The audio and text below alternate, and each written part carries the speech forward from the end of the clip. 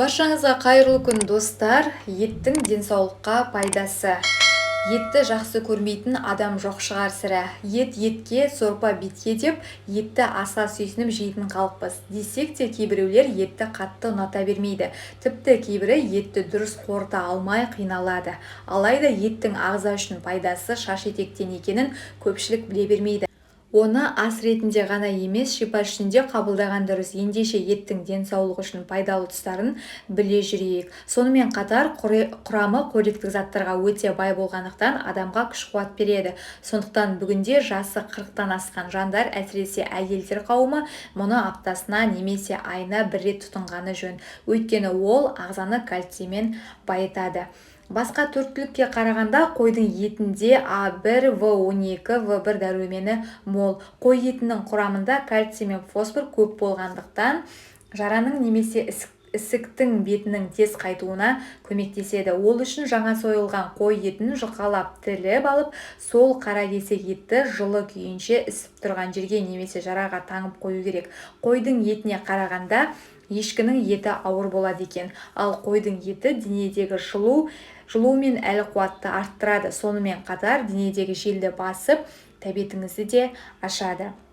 Жылқы етін ұнатпайтын жан жоқ. Дәмі тіл үйіретін қазы қарта қазақтың ұлттық тағамы. Оның денсаулыққа тигізер пайдасы да өте көп. Мәселен, ол іріңді тоқтатып қана қоймай, бүйрек пен белді желден тазартады екен. Сонымен қатар жүрек қан тамыр ауруларына, буын сүйектерінің сырқырауына, ішкі ағзаның дұрыс жұмыс жасауына тигізер әсері мол және де ағза жасушаларын жаңартып отырады екен. Яғни ерте қартаюдың алдын алады.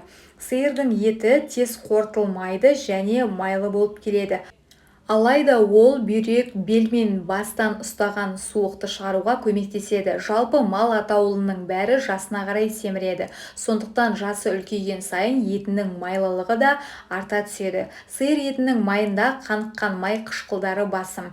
Майы тоңдап тұрады және ол ағзаға түскенде холестерин үлесінің артуына себеп болады. Сол себепті етінде гемоглобин, ақуыз, дәрумендер жылқы етіне қарағанда әлдеқайда аз. Шимайдың да пайдасы бар. Ол буындардың сырқаты мен күйікті жазады. Сонымен қатар құлақ, бас, жатыр сырқаттарынан арылтады.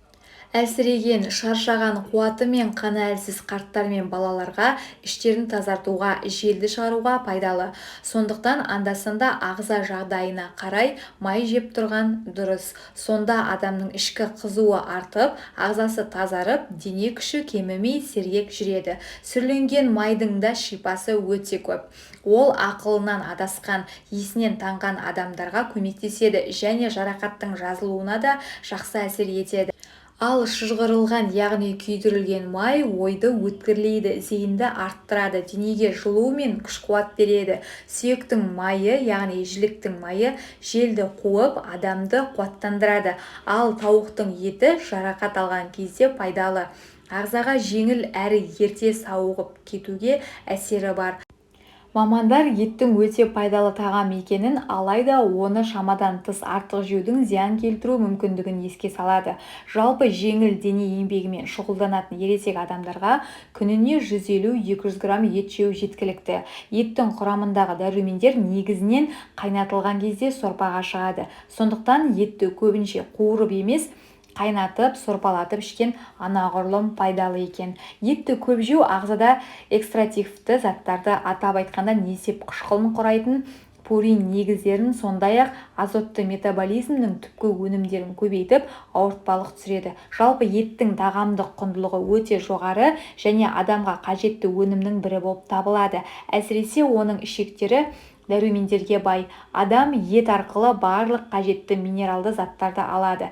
Етте В тобындағы дәрумендер никотин қышқылы, молин, тиамин, рибофлавин, пероксин, биотин және де фолий қышқылы, фосфор, күкірт, темір, натрий, калий бар. Сонымен қатар мыс, кобальт, мырыш, йод секілді біршама микроэлементтер қатарымен толысады. Әсіресе бауырда дәрумендер өте көп болады.